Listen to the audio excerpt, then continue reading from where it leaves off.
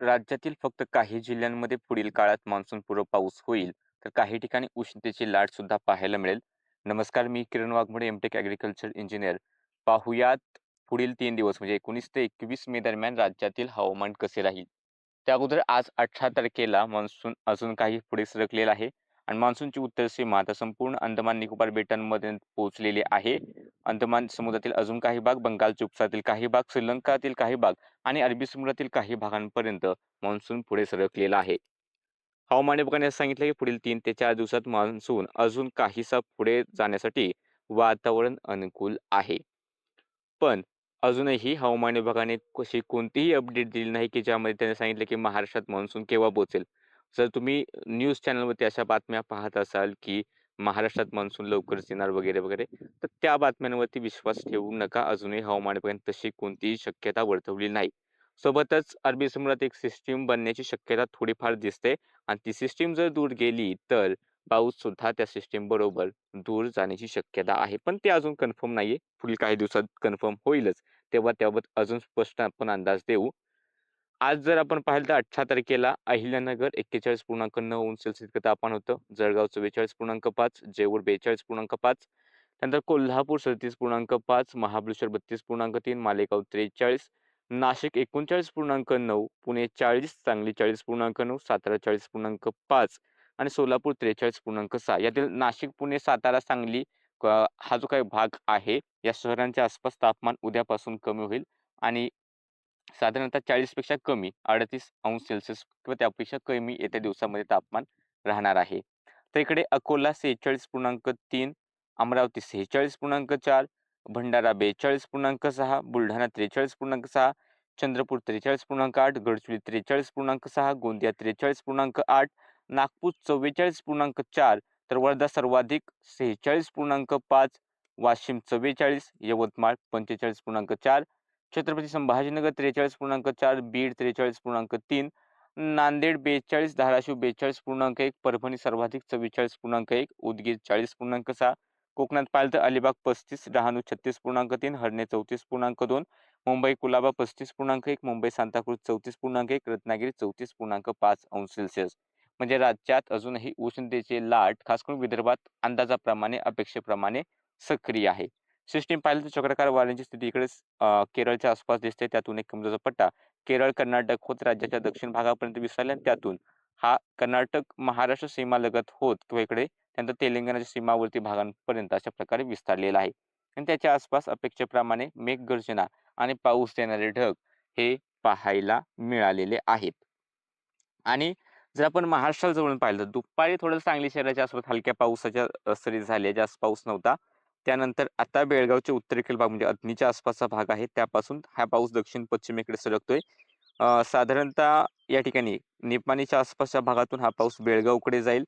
शेजारी इकडे चंदगड, भुदरगड हा जो भाग आहे, कोल्हापूरचा दक्षिण या ठिकाणी पोहोचेल आणि जास्त वातावरण अनुकूल राहिलं तर मग इकडे दौडामार्ग पर्यंत सुद्धा याचे पावसाचे ढग पोहोचतील. पण विशेष शक्यता आहे, हे ढग गोव्याकडे जाण्याची शक्यता थोडीफार अधिक आहे.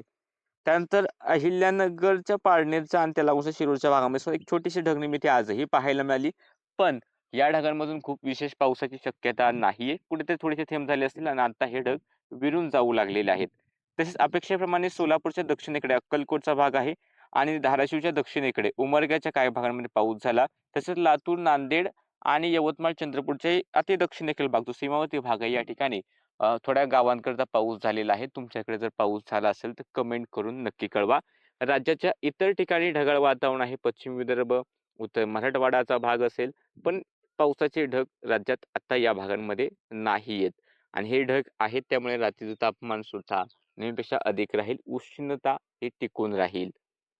पुढील काही दिवसाचा अंदाज पाहिला तर सर्वात प्रथम तापमान जे आहे ते अकोला, अमरावती, वर्धा, चंद्रपूर, नागपूर 44, 45, 46 अंश सेल्सिअस पर्यंत किंवा काही ठिकाणी 46 पेक्षा जास्त तापमान पोहोचण्याची शक्यता ही कायम आहे आणि उष्ण रात्र सुद्धा या भागांमध्ये पाहायला मिळण्याची शक्यता आहे. म्हणजे या ठिकाणी अजून काळजी घेणं गरजेचं आहेच.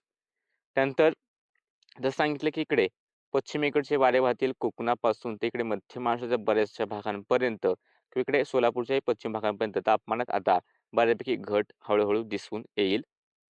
तरी सुद्धा पूर्वेकडचे भाग असेल नाशिक, धुळे, अहिल्यानगर, सातारा, सांगलीचे त्या ठिकाणी तापमान 40 पर्यंत पोहोचू शकते. त्यानंतर हा जो काही भाग आहे जळगावपासून ते जालना, परभणी, हिंगोली, नांदेड या ठिकाणचं तापमान 43-44 अंश सेल्सिअसच्या दरम्यान राहण्याचा अंदाज दिसतोय आणि याही ठिकाणी येत्या काही दिवसात थोडीशी घट अपेक्षित आहे. बीड, छत्रपती संभाजीनगर, धाराशिव, लातूर तापमान हे 42 अंश सेल्सिअसच्या आसपास तर त्याहून थोडंसं कमी येत्या काही दिवसामध्ये पाहायला मिळण्याची शक्यता आहे. भंडारा, गोंदिया, गडचिरोली याही ठिकाणी तापमान 42 ते 44 अंश सेल्सिअस पर्यंत राहील. पाऊस जर पाहिला तर उद्या 19 तारखेला थोडीशी शक्यता दिसते. बऱ्यापैकी शक्यता दिसते. बेळगावमध्ये पाऊस होईल, गोव्यात पाऊस होईल मेघगर्जनेसह.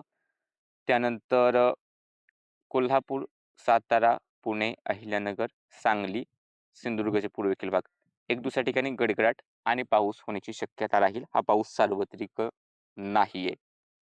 तसेच सोलापूर, धाराशिव, लातूर, नांदेड, यवतमाळ, चंद्रपूर, गडचिरोलीचे अति दक्षिण भाग याही ठिकाणी लक्ष ठेवा किंवा दक्षिणेकडे या लागून असलेल्या कर्नाटकच्या भागांमध्ये पाऊस होईल.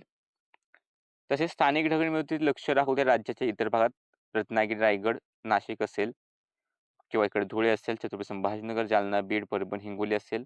स्थानिक ढगळीमध्ये लक्ष ठेवा. पावसाची शक्यता 19 तारखेला इतर ठिकाणी दिसत नाही. बदल झाला तर अपडेट देण्यात येतीलच.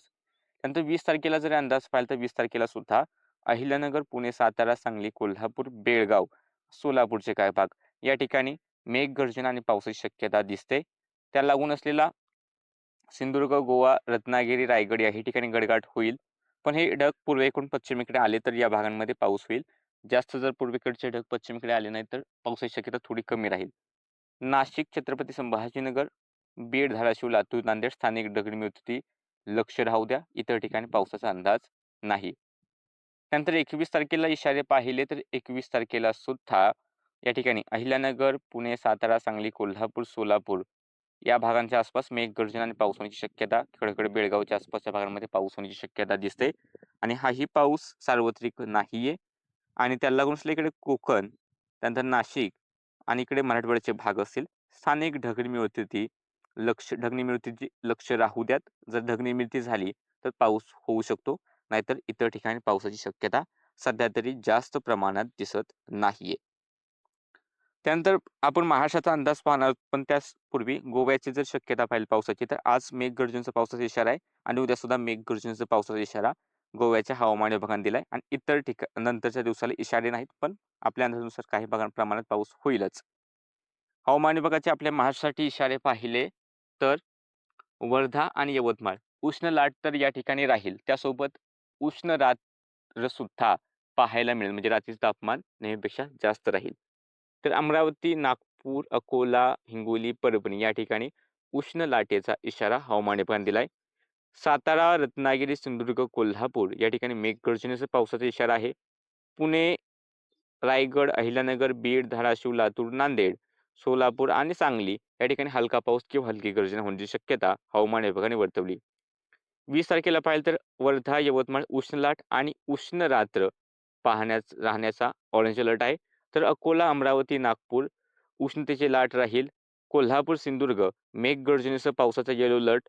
लातूर, धाराशिव, सोलापूर, सांगली, सातारा, पुणे, रायगड, रत्नागिरी हलका पाऊस किंवा हलकी गर्जना इतर ठिकाणी इशारे नाहीत. 21 तारखेला वर्ध्यामध्ये उष्ण रात्र आणि उष्णतेची लाट कायम राहील. तर नागपूर, यवतमाळ, अमरावती, अकोला उष्णतेच्या लाटेचा येलो अलर्ट.